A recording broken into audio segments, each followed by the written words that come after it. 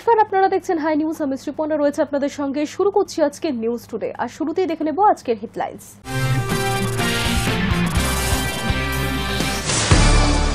বাংলায় নির্বাচনের আগে উন্নয়নের খতিয়ান তুলে ধরলেন মুখ্যমন্ত্রী মমতা বন্দ্যোপাধ্যায়। মঙ্গলবার নবান্নে প্রশাসনিক বৈঠকে 14 বছরের খতিয়ান তুলে ধরেছেন মুখ্যমন্ত্রী। এসআইআর আতঙ্কে মৃতদের পরিবারের পাশে রাজ্য। 2 লক্ষ টাকা ঘোষণা মুখ্যমন্ত্রীর। এসআইআর আতঙ্কে রাজ্যে 39 জনের মৃত্যু হয়েছে বলে জানালেন মুখ্যমন্ত্রী মমতা বন্দ্যোপাধ্যায়।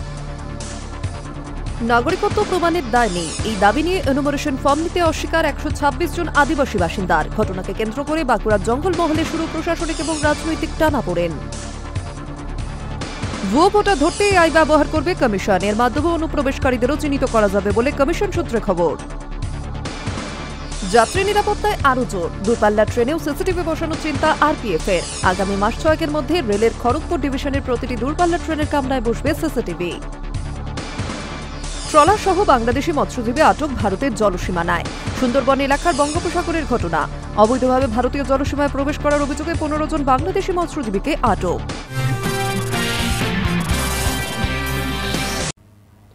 পরের বছর বাংলায় নির্বাচন, তার আগে বাংলায় উন্নয়নের খতিয়ান তুলে ধরলেন মুখ্যমন্ত্রী মমতা বন্দ্যোপাধ্যায়।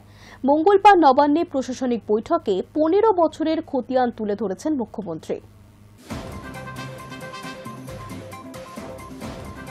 বছর খুললেই বিধানসভা ভোট, তবে এসআইআর ইস্যুতে ইতিমধ্যেই বাংলায় যেন ভোটের দামামা বেজে গিয়েছে। ক্রমেই চড়ছে রাজনীতির পারদ। এমন আবহে নবান্নের প্রশাসনিক বৈঠক থেকে বিগত 15 বছরে তার সরকারের কাজের খতিয়ান তুলে ধরলেন স্বয়ং মুখ্যমন্ত্রী। মমতা বন্দ্যোপাধ্যায়ের কথায়, ক্ষমতায় আসার আগে জনগণকে আমরা কি বলেছিলাম আর এই সময় আমরা কি কি কাজ করেছি সেটা মানুষকে জানানো আমাদের নিজেদের দায়িত্বের মধ্যে পড়ে বলে মনে করি। তাই এই রিপোর্ট কার্ড প্রকাশ করা হলো। 2011 থেকে 2025 লক্ষ্মীর ভান্ডার, কন্যাশ্রী, কৃষক বন্ধু, পড়ুয়াদের ক্রেডিট কার্ড সহ মোট 94টি সামাজিক সুরক্ষা প্রকল্প চালু করেছে সরকার। কিভাবে রাজ্যের স্বাস্থ্য, শিক্ষা থেকে শুরু করে প্রত্যেকটি ক্ষেত্রে তার সরকারের উন্নয়নের কর্মযজ্ঞ করে চলেছে, মঙ্গলবার বৈঠকে সেই পরিসংখ্যান তুলে ধরা হয়েছে। পর্যবেক্ষকদের অনেকের মতে, বিরোধীরা কথায় কথায় বলেন বাংলায় উন্নয়ন হয়নি, কিন্তু সরকার গত 15 বছরের রেকর্ড কার্ড তুলে ধরে বিরোধীদের তোলা সেই অভিযোগেরও জবাব দিয়েছেন বলে মত পর্যবেক্ষকদের অনেকের। বৈঠকে কেন্দ্রীয় বঞ্চনা নিয়েও সরব হয়েছেন মুখ্যমন্ত্রী। তিনি বলেন, জিএসটি বাবদ কেন্দ্র রাজ্যের টাকা নিয়ে চলে যাচ্ছে, তারপরও রাজ্যের প্রাপ্য প্রায় 20 লক্ষ কোটি টাকা আটকে রয়েছে।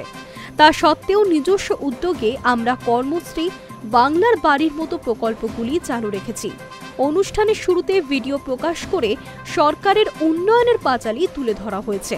মুখ্যমন্ত্রীর কথায়, আগেকার দিনে সন্ধ্যায় গ্রামে পাঁচালী পড়া হতো। গ্রামের দিকে এখনো হয়তো হয়। আগের দিনে সেই গৌরবকে ধরে রাখতে এমন পাঁচালীর ভাবনা।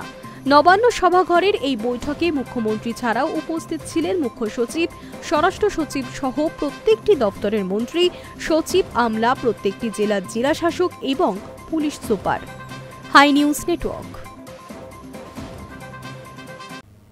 বছর পেরোলেই রাজ্যে বিধানসভা নির্বাচন, তার আগে মঙ্গলবার নবান্নে সাংবাদিক বৈঠক করে 2011 সাল থেকে অর্থাৎ গত 15 বছরে নানা সরকারি প্রকল্প, যার পোশাকি নাম উন্নয়নের পাঁচালীর তথ্য পরিসংখ্যান জানালেন মুখ্যমন্ত্রী। এক নজরে দেখে নেওয়া যাক রাজ্যের কাজের সেই খতিয়ান। বছর পেরোলে রাজ্যে বিধানসভা নির্বাচন, তার আগে মঙ্গলবার নবান্নে সাংবাদিক বৈঠক করে 2011 সাল থেকে অর্থাৎ গত 15 বছরে নানা সরকারি প্রকল্প, পোশাকি নাম উন্নয়নের পাঁচালীর তথ্য পরিসংখ্যান জানালেন মুখ্যমন্ত্রী। হিসেব নিকেশ অনুযায়ী গত 15 বছরের নিরিখে রাজ্যের জিডিপি বৃদ্ধি হয়েছে 4.41 গুণ, কর আদায় 5 গুণ হয়েছে। এছাড়া রাজ্য জুড়ে অসংখ্য ছোট ছোট কর্মসংস্থান ও স্বনির্ভর প্রকল্প হয়েছে, যার পরিসংখ্যানের নিরিখে অত্যন্ত ভালো বলেই মনে করা হচ্ছে। মুখ্যমন্ত্রী মমতা বন্দ্যোপাধ্যায়ের কথায়, বাংলা এখন সারা দেশের মডেল। গত 15 বছরে নানা সরকারি প্রকল্প, রাজ্যের কাজের খতিয়ানগুলি হল: কর্মসংস্থানের ক্ষেত্রে সবচেয়ে এগিয়ে 100 দিনের কাজ বা কর্মশ্রী। এই মুহূর্তে সেই প্রকল্পে কর্মদিবস বেড়ে দাঁড়িয়েছে গড়ে 70 দিন, যা কেন্দ্রের তুলনায় বেশি। রাজ্যের অন্যতম জনপ্রিয় সামাজিক প্রকল্প লক্ষ্মীর ভাণ্ডারের সুবিধা পেয়েছেন 2,21,00,000 মহিলা, যার জন্য খরচ হয়েছে 12,000 কোটি টাকা। দারিদ্র্য সীমার উপরে 1,72,00,000 2013 থেকে 2023-এ। বেকারত্ব হ্রাস 40 লক্ষ। স্বাস্থ্য সাথীর সুবিধা প্রাপ্ত 2,45,00,000 পরিবার। দুয়ারে রেশন প্রকল্পের সুবিধা প্রাপ্ত 7,41,00,000। অর্থনৈতিক করিডোরে কর্মসংস্থান 1 লক্ষ। বেঙ্গল সিলিকন ভ্যালিতে 2000 সংস্থায় 2 লক্ষ কর্মসংস্থান। আসানসোল দুর্গাপুর শিল্প তালুকের 22,000 কোটির বিনিয়োগ। ক্ষুদ্র মাঝারি শিল্পে 1,30,00,000। কৃষিক্ষেত্রে উন্নতি 9.16 গুণ। কন্যাশ্রীর সুবিধাভোগী 1 কোটিরও বেশি। রূপশ্রীর সুবিধা পেয়েছেন 5,598 কোটি। দুয়ারে রেশন 7,41,00,000। পরিকাঠামো উন্নয়নে খরচ 70,000 কোটি। বাংলার বাড়ি তৈরির টার্গেট 1 লক্ষ। 23 জেলায় শপিং মল, 514টি কর্মতীর্থ। গঙ্গাসাগর সেতু তৈরির ব্যয় 1,700 কোটি। পথশ্রীর টার্গেট 7,000 কিলোমিটার রাস্তা, 5,000 কিলোমিটার সম্পূর্ণ। High news network.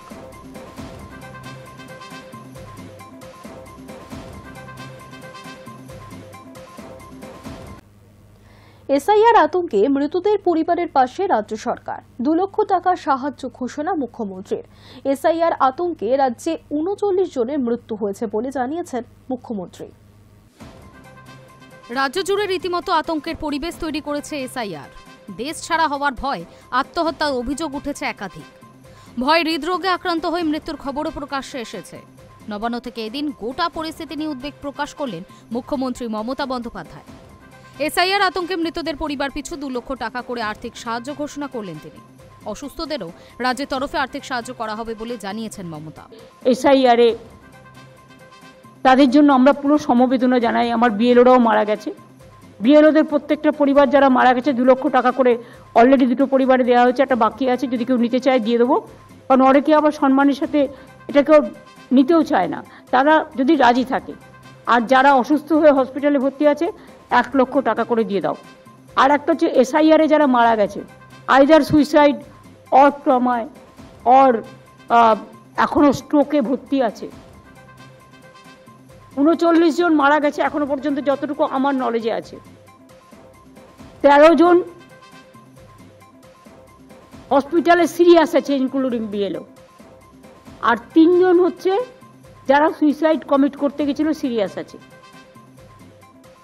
এদের সবাইকে যারা মারা গেছে 2 লক্ষ টাকা করে, আর যারা আহত আছে 1 লক্ষ টাকা করে তাদের দিয়ে দাও, যাতে তাদের পরিবারগুলো অন্তত ভাবে যে সরকার দুর্দিনে তাদের পাশে আছে। রাজ্য জুড়ে চলছে এসআইআর, অর্থাৎ ভোটার তালিকা ত্রুটিমুক্ত করার কাজ। কমিশন সাফ জানিয়েছে গোটা প্রক্রিয়াটা ঠিক কিভাবে কাজ হবে। 2002 সালের ভোটার লিস্টে নিজের বা পরিবারের কারোর নাম থাকলে চিন্তার কোনো কারণ নেই বলেই সাফ জানানো হয়েছে। তা সত্ত্বেও আমজনতার মনে বহু প্রশ্নের ভিড়, ভয়, যার পরিণতি হয়েছে ভয়ঙ্কর। রাজ্যের বিভিন্ন প্রান্তে এসআইআর আতঙ্কে মৃত্যু হয়েছে অনেকের। কেউ ভবিষ্যৎ কি সেই ভয়ে আত্মঘাতী হয়েছেন বলে অভিযোগ। কেউ আবার চাপ নিতে না পেরে মৃত্যুর কোলে ঢলে পড়েছেন বলে দাবি। 3 জন বিএলও কাজের চাপে মৃত্যুর পথ বেছে নিয়েছেন বলে খবর। বিএলও ও রাজ্যবাসী সহ এসআইআর আতঙ্কে অসুস্থ 13 জন ভর্তি হাসপাতালে। মঙ্গলবার নবান্ন থেকে তাদের নিয়ে উদ্বেগ প্রকাশ করেছেন মুখ্যমন্ত্রী। বলেন, মৃত 2 বিএলও পরিবার 2 লক্ষ টাকা নিয়েছে, 1 জন বাকি আছে, তারা চাইলে নিয়ে যেতে পারেন। 39 জন রাজ্যবাসীর আতঙ্কে মৃত্যু হয়েছে। 13 জন অসুস্থ হয়ে হাসপাতালে ভর্তি। মৃতদের পরিবার পিছু 2 লক্ষ টাকা করে দেওয়া হবে। অসুস্থরা পাবেন 1 লক্ষ টাকা। এরপরই মমতা বলেন, দুর্ঘটনায় মৃত্যুতে যদি সাহায্য করা হয় এখন তাহলে কেন করব না। মনে রাখতে হবে মেয়েরা সংসার সামলায়, সরকারও। High news network. 26-এর বিধানসভা ভোটের অনেক আগেই নির্বাচনী লড়াই বেশ জমে উঠেছে। অভিষেক উপমুখ্যমন্ত্রী হতে চান, নন্দীগ্রাম থেকে দাঁড়াবেন বলে মন্তব্য করেছিলেন সুকান্ত মজুমদার। এবার তার জবাব দিলেন স্বয়ং অভিষেক বন্দ্যোপাধ্যায়। 2026-এর বিধানসভা ভোটের অনেক আগেই নির্বাচনী লড়াই বেশ জমে উঠেছে। কে কোথা থেকে প্রার্থী হবেন, বিশেষত বিরোধী শিবিরে তা নিয়ে নেতারা ইতিমধ্যে মন্তব্য করতে শুরু করেছেন। এর মধ্যে বোধহয় সবচেয়ে নজরকাড়া লড়াইয়ে অবতীর্ণ হয়েছেন বিজেপি সাংসদ তথা প্রাক্তন রাজ্য সভাপতি সুকান্ত মজুমদার এবং তৃণমূল সাংসদ তথা দলের সর্বভারতীয় সাধারণ সম্পাদক অভিষেক বন্দ্যোপাধ্যায়। অভিষেক উপমুখ্যমন্ত্রী হতে চান, নন্দীগ্রাম থেকে দাঁড়াবেন বলে মন্তব্য করেছিলেন সুকান্ত মজুমদার। সোমবার তার জবাব দিলেন অভিষেক বন্দ্যোপাধ্যায়। বললেন, দল চাইলে নন্দীগ্রামে দাঁড়াবো, চাইলে দার্জিলিংয়েও দাঁড়াবো। এক্ষেত্রে দলের সিদ্ধান্তই চূড়ান্ত। আমাদের দল আমাদের উপরেই ছেড়ে দিন। 2014 সাল থেকে পরপর 3 বার অভিষেক বন্দ্যোপাধ্যায় ডায়মন্ড হারবার লোকসভা কেন্দ্র থেকে লড়েছেন এবং রেকর্ড ভোটে জয়ী হয়েছেন। সাংসদ হিসেবে তৃতীয় পর্ব চলছে তার। নিজের সংসদীয় কেন্দ্র ডায়মন্ড হারবারে যেমন জনপ্রিয় অভিষেক, তেমন তিনিও জনসমর্থন পেয়ে তাদের জন্য ঢালাও কাজ করেন। করোনাকালে সহজে স্বাস্থ্য পরিষেবা পেতে তার ডায়মন্ড হারবার মডেল বিশেষভাবে সাড়া ফেলেছে। সেই সূত্রে পরবর্তীকালে আরও ভালোভাবে স্বাস্থ্য পরিষেবা দিতে সেবাশ্রয় চালু করেছেন অভিষেক বন্দ্যোপাধ্যায়। সোমবার সেবাশ্রয় 2 চালু হয়েছে ডায়মন্ড হারবার লোকসভার অন্তর্গত মহেশতলা থেকে। তার উদ্বোধনে গিয়েই এদিন সাংবাদিকদের প্রশ্নের জবাবে সুকান্ত মজুমদারকে এক হাত নিলেন অভিষেক। অভিষেক নন্দীগ্রামে দাঁড়াবেন। সুকান্ত মজুমদারের এই মন্তব্য নিয়ে তার প্রতিক্রিয়া জানতে চান সাংবাদিকরা। তাতে ডায়মন্ড হারবারের সাংসদ জবাব দেন, দল চাইলে নন্দীগ্রামে দাঁড়াবো, চাইলে দার্জিলিংয়েও দাঁড়াবো। এক্ষেত্রে দলের সিদ্ধান্তই চূড়ান্ত। আমি দলের অনুগত সৈনিক, যে দায়িত্ব দল দেবে সেটাই পালন করব। ওটা আমাদের দলের বিষয়, আমাদের উপরই ছেড়ে দিন। এ নিয়ে আবার সুকান্ত মজুমদার পাল্টা প্রতিক্রিয়াও দিয়েছেন। তার কটাক্ষ, অভিষেকের কথার উপর ভরসা করার কোনো যুক্তি আছে কি? দেখাই যাক কি হয়। Hi news network.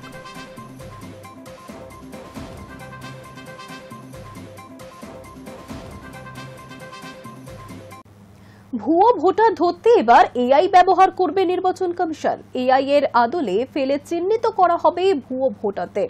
কমিশন সূত্রে এমনটাই জানা যাচ্ছে। সূত্রের দাবি, এর মাধ্যমে অনুপ্রবেশকারীদেরকেও চিহ্নিত করা যাবে। ভুয়ো ভোটার ধরতে এআই ব্যবহার করবে নির্বাচন কমিশন। এআই এর ছাঁকনিতে ফেলে চিহ্নিত করা হবে ভুয়ো ভোটারদের। কমিশন সূত্রে এমনটাই জানা যাচ্ছে। সূত্রের দাবি, এর মধ্যে অনুপ্রবেশকারীদেরও চিহ্নিত করা যাবে।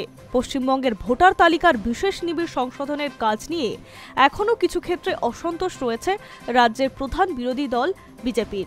ভোটার তালিকার ঝাড়াই বাছাই চললে অনুপ্রবেশকারী বা ভুয়ো ভোটারে রয়ে যাচ্ছেন বলে অভিযোগ বিরোধীদের।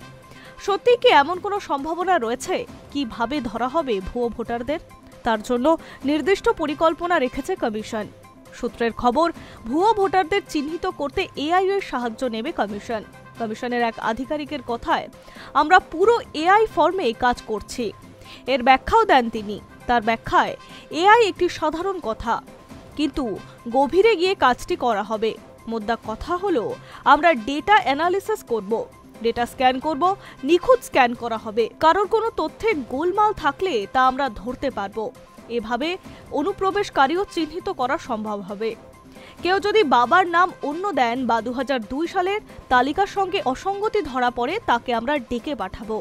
কমিশন সূত্রে খবর, এআই এর মাধ্যমে সংশ্লিষ্ট ভোটারের নাম, ছবি, আধার নম্বর এবং মোবাইল নম্বর স্ক্যান করা হবে।